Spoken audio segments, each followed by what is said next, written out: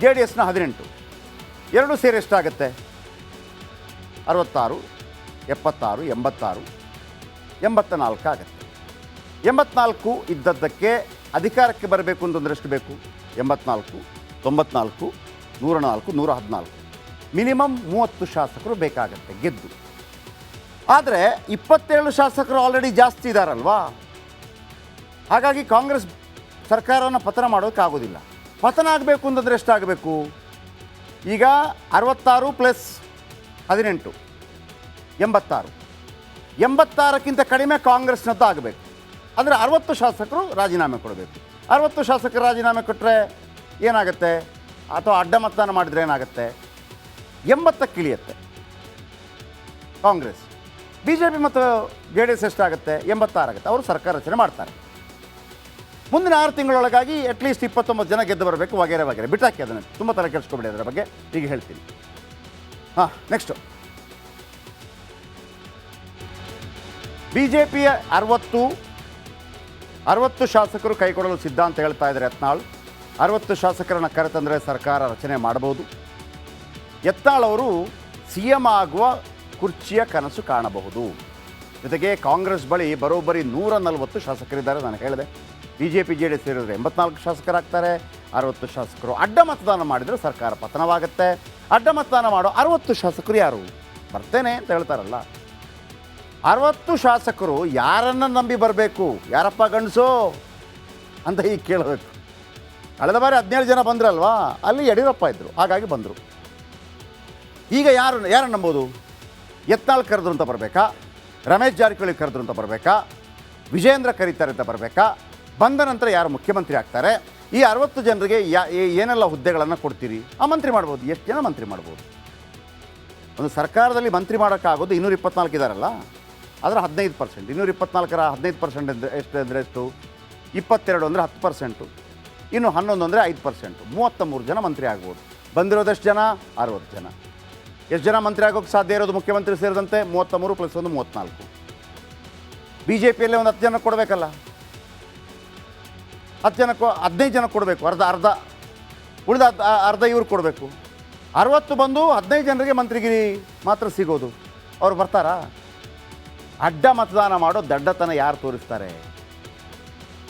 ಆಯಿತು, ಇವ್ರು ಹಂಗೆ ಬಂದರು, ಚಾನ್ಸ್ ಇದೆಯಾ? ಇಲ್ಲ, ಎಲ್ಲರ ಶಾಸಕತ್ವ ರದ್ದಾಗ್ಬಿಡ್ತದೆ.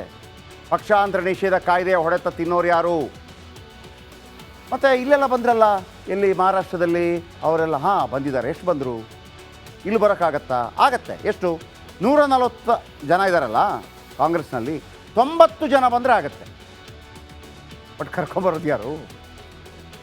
60 ಶಾಸಕರ ರಾಜೀನಾಮೆ ಕೊಡಿಸಿ ಸರ್ಕಾರ ಬೀಳಿಸಿದ್ರು ಅಂದ್ಕೊಳ್ಳಿ. ರಾಜೀನಾಮೆ ನೀಡಿದ ಕ್ಷೇತ್ರಗಳಲ್ಲಿ ಬೈ ಎಲೆಕ್ಷನ್ ಆಗುತ್ತೆ. ಬೈ ಎಲೆಕ್ಷನಲ್ಲಿ ಮಿನಿಮಮ್ 39 ಶಾಸಕರು ಗೆಲ್ಲಬೇಕು. 39 ಶಾಸಕರು ಗೆದ್ದರೆ ಜೆ ಡಿ ಎಸ್ ಮತ್ತು ಬಿ ಜೆ ಪಿ ಜೊತೆ ಸೇರಿ ಸರ್ಕಾರ ರಚನೆ ಮಾಡ್ಬೋದು. ಹೌದು, ಈ 60 ಶಾಸಕರ ಎಲೆಕ್ಷನ್ಗೆ ದುಡ್ಡು ಕೊಡೋದು ಯಾರು? ಯಾರು ಕೊಡ್ತಾರೆ? ದುಡ್ಡು ಕೊಡೋರು ಯಾರೂ ಇಲ್ಲ ಅಲ್ಲಿ. ಒಂದು 10-15 ಮಾಡ್ಬೋದು. ಬಿ ಜೆ ಪಿಯಲ್ಲಿ ಯಾರಿದ್ದಾರೆ? ಕೋಟಿ ಹೂಡೋ ವೀರ. ಅಥವಾ ಅವನು ದುಡ್ಡು ಕೊಟ್ಟರೂ ಕೂಡ ಅವನು ಮುಖ್ಯಮಂತ್ರಿ ಆಗ್ತಾನ?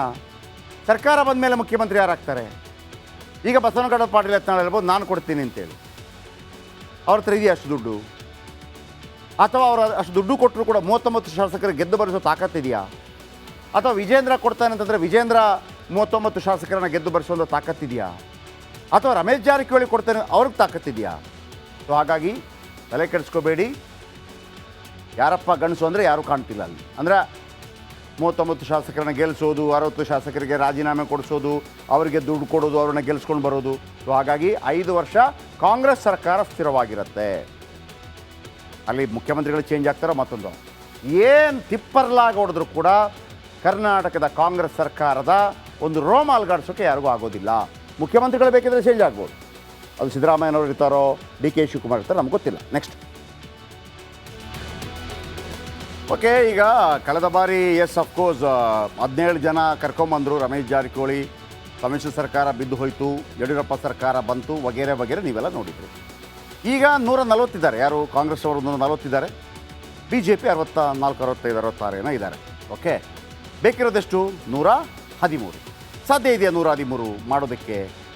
ಈಗ ಕರ್ನಾಟಕ ವಿಧಾನಸಭೆಯ ಬಲಾಬಲ ನಿಮ್ಗೆ ಹೇಳ್ತಾ ಹೋಗ್ತೀನಿ. ಒಂದು ವೇಳೆ 60 ಜನ ರೆಡಿ ಇದ್ದಾರೆ ಅಂತ ಹೇಳಿದ್ರಲ್ಲ, ಬಂದರೆ ಆಗತ್ತಾ ಕೆಲಸ, ಅದರ ಬಗ್ಗೆ ಹೇಳ್ತಾ ಹೋಗ್ತೀನಿ. ಕಾಂಗ್ರೆಸ್ ಎಷ್ಟಿದೆ? 138 + 2 140 ಇದೆ, ಮೊನ್ನೆ ಗೆದ್ರಲ್ಲ. BJP 66 ಇದೆ, JDS 18 ಇದೆ, ಒಟ್ಟು 224. 224ರಲ್ಲಿ ಒಂದು ಪಕ್ಷ ಅಧಿಕಾರಕ್ಕೆ ಬರಬೇಕು ಅಂತಂದರೆ ಎಷ್ಟು ಬೇಕು? ಎರಡನೇ ಒಂದು ಭಾಗ ಅಂದರೆ 224ರ ಅರ್ಧ ಎಷ್ಟು? 112. ಒಂದು ಜಾಸ್ತಿ ಇದ್ರೆ ಆಯಿತು.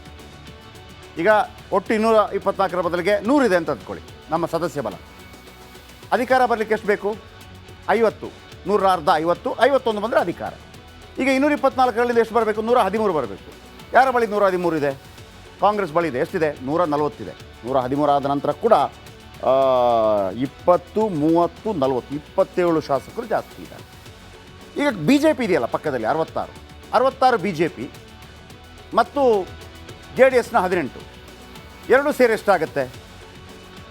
66, 76, 86, 84 ಆಗುತ್ತೆ. 84 ಇದ್ದದ್ದಕ್ಕೆ ಅಧಿಕಾರಕ್ಕೆ ಬರಬೇಕು ಅಂತಂದರೆ ಎಷ್ಟು ಬೇಕು? 84, 94, 104, 114, ಮಿನಿಮಮ್ 30 ಶಾಸಕರು ಬೇಕಾಗತ್ತೆ ಗೆದ್ದು. ಆದರೆ 27 ಶಾಸಕರು ಆಲ್ರೆಡಿ ಜಾಸ್ತಿ ಇದ್ದಾರಲ್ವಾ, ಹಾಗಾಗಿ ಕಾಂಗ್ರೆಸ್ ಸರ್ಕಾರವನ್ನು ಪತನ ಮಾಡೋಕ್ಕಾಗೋದಿಲ್ಲ. ಪತನ ಆಗಬೇಕು ಅಂತಂದರೆ ಎಷ್ಟಾಗಬೇಕು? ಈಗ 66 + 18 86, 86ಕ್ಕಿಂತ ಕಡಿಮೆ ಕಾಂಗ್ರೆಸ್ನದ್ದು ಆಗಬೇಕು. ಅಂದರೆ 60 ಶಾಸಕರು ರಾಜೀನಾಮೆ ಕೊಡಬೇಕು. 60 ಶಾಸಕರು ರಾಜೀನಾಮೆ ಕೊಟ್ಟರೆ ಏನಾಗುತ್ತೆ? ಅಥವಾ ಅಡ್ಡ ಮತದಾನ ಮಾಡಿದರೆ ಏನಾಗುತ್ತೆ? 80ಕ್ಕೆ ಇಳಿಯುತ್ತೆ ಕಾಂಗ್ರೆಸ್. BJP ಮತ್ತು JDS ಎಷ್ಟಾಗುತ್ತೆ? 86 ಆಗುತ್ತೆ. ಅವರು ಸರ್ಕಾರ ರಚನೆ ಮಾಡ್ತಾರೆ. ಮುಂದಿನ 6 ತಿಂಗಳೊಳಗಾಗಿ ಅಟ್ಲೀಸ್ಟ್ 29 ಜನ ಗೆದ್ದು ಬರಬೇಕು, ವಗೇರೆ ವಗೇರೆ. ಬಿಟ್ಟಾಕಿ ಅದನ್ನು, ತುಂಬ ತಲೆ ಕೆಡಿಸ್ಕೊಬೇಡಿ ಅದರ ಬಗ್ಗೆ, ಈಗ ಹೇಳ್ತೀನಿ. ನೆಕ್ಸ್ಟು BJPಯ 60 ಶಾಸಕರು ಕೈಕೊಡಲು ಸಿದ್ಧ ಅಂತ ಹೇಳ್ತಾ ಇದ್ದಾರೆ ಯತ್ನಾಳ್. 60 ಶಾಸಕರನ್ನು ಕರೆತಂದರೆ ಸರ್ಕಾರ ರಚನೆ ಮಾಡಬಹುದು. ಯತ್ನಾಳ್ ಅವರು CM ಆಗುವ ಕುರ್ಚಿಯ ಕನಸು ಕಾಣಬಹುದು. ಜೊತೆಗೆ ಕಾಂಗ್ರೆಸ್ ಬಳಿ ಬರೋಬ್ಬರಿ 140 ಶಾಸಕರಿದ್ದಾರೆ. ನಾನು ಹೇಳಿದೆ, BJP JDS ಸೇರಿದರೆ 84 ಶಾಸಕರಾಗ್ತಾರೆ.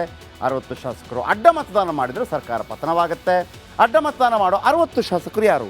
ಬರ್ತೇನೆ ಅಂತ ಹೇಳ್ತಾರಲ್ಲ, 60 ಶಾಸಕರು ಯಾರನ್ನು ನಂಬಿ ಬರಬೇಕು? ಯಾರಪ್ಪ ಗಂಡಸು ಅಂತ ಈಗ ಕೇಳಬೇಕು.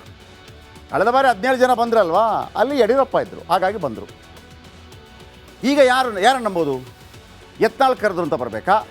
ರಮೇಶ್ ಜಾರಕಿಹೊಳಿ ಕರೆದ್ರು ಅಂತ ಬರಬೇಕಾ? ವಿಜೇಂದ್ರ ಕರೀತಾರೆ ಅಂತ ಬರಬೇಕಾ? ಬಂದ ನಂತರ ಯಾರು ಮುಖ್ಯಮಂತ್ರಿ ಆಗ್ತಾರೆ? ಈ 60 ಜನರಿಗೆ ಏನೆಲ್ಲ ಹುದ್ದೆಗಳನ್ನು ಕೊಡ್ತೀರಿ? ಆ ಮಂತ್ರಿ ಮಾಡ್ಬೋದು. ಎಷ್ಟು ಜನ ಮಂತ್ರಿ ಮಾಡ್ಬೋದು? ಒಂದು ಸರ್ಕಾರದಲ್ಲಿ ಮಂತ್ರಿ ಮಾಡೋಕ್ಕಾಗೋದು 224 ಇದ್ದಾರಲ್ಲ, ಅದರ 15%. 224ರ 15% ಎಷ್ಟು ಅಂದರೆ ಎಷ್ಟು? 22 ಅಂದರೆ 10%, ಇನ್ನು 11 ಅಂದರೆ 5%, 33 ಜನ ಮಂತ್ರಿ ಆಗ್ಬೋದು. ಬಂದಿರೋದೆಷ್ಟು ಜನ? 60 ಜನ. ಎಷ್ಟು ಜನ ಮಂತ್ರಿ ಆಗೋಕ್ಕೆ ಸಾಧ್ಯ ಇರೋದು ಮುಖ್ಯಮಂತ್ರಿ ಸೇರಿದಂತೆ? 33 + 1 34. BJPಯಲ್ಲೇ ಒಂದು 10 ಜನ ಕೊಡಬೇಕಲ್ಲ, 10 ಜನಕ್ಕೆ 15 ಜನ ಕೊಡಬೇಕು, ಅರ್ಧ ಉಳಿದ ಅರ್ಧ ಇವ್ರು ಕೊಡಬೇಕು. 60 ಬಂದು 15 ಜನರಿಗೆ ಮಂತ್ರಿಗಿರಿ ಮಾತ್ರ ಸಿಗೋದು. ಅವ್ರು ಬರ್ತಾರಾ? ಅಡ್ಡ ಮತದಾನ ಮಾಡೋ ದಡ್ಡತನ ಯಾರು ತೋರಿಸ್ತಾರೆ? ಆಯಿತು, ಇವ್ರು ಹಂಗೆ ಬಂದರು, ಚಾನ್ಸ್ ಇದೆಯಾ? ಇಲ್ಲ, ಎಲ್ಲರ ಶಾಸಕತ್ವ ರದ್ದಾಗ್ಬಿಡ್ತದೆ. ಪಕ್ಷಾಂತರ ನಿಷೇಧ ಕಾಯ್ದೆಯ ಹೊಡೆತ ತಿನ್ನೋರು ಯಾರು?